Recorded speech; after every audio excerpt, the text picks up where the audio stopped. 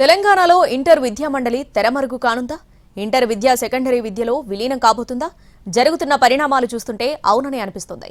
వెంటనే ఈ ప్రక్రియ జరగకపోయినా రాబోయే రోజుల్లో మాత్రం తప్పకపోవచ్చని చెబుతున్నారు విద్యావేత్తలు.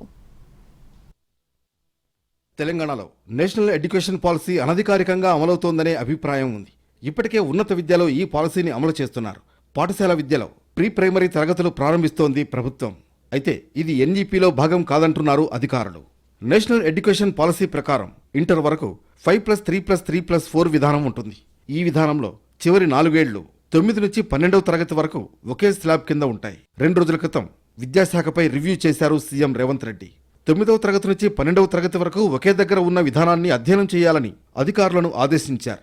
ప్రధానంగా 10వ తరగతి తర్వాత విద్యార్థులు ఇంటర్లో జాయిన్ కాకుండా డ్రాపౌట్ అవుతున్నారనే చర్చ జరిగినప్పుడు ఈ విషయం ప్రస్తావనకొచ్చింది.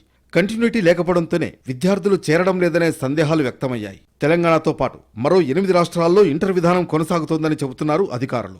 ఇంతకుముందు కూడా ఈ విధానంపై చర్చ జరిగింది. నేషనల్ ఎడ్యుకేషన్ పాలసీలో భాగంగా 9 నుంచి 12వ తరగతిని ఒకే స్లాబ్ కిందకు తీసుకురాక తప్పకపోవచ్చని అంటున్నారు.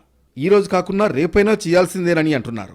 సీఎం రేవంత్ రెడ్డి కేంద్ర ప్రాయోజిత పథకాల కింద నిధులు వచ్చేలా చూడాలని అధికారుల్ని ఆదేశించారు. కేంద్ర ప్రభుత్వ నిధులు రావాలన్నా జాతీయ విద్యా విధానం అమలు చేయక తప్పని పరిస్థితి. అయితే 9 నుంచి 12 తరగతుల వరకు కలిపి ఒకే బోర్డును ఏర్పాటు చేయడమా లేక సిబిఎస్ఈ మోడల్ అమలు చేయడమా అనేది భవిష్యత్తులో ప్రభుత్వం నిర్ణయిస్తుంది. దీని ఫలితంగా ఇంటర్ బోర్డు తెరమరుగు కాక తప్పదు. కాకపోతే టైం పడుతుందంటున్నారు విద్యావేత్తలు.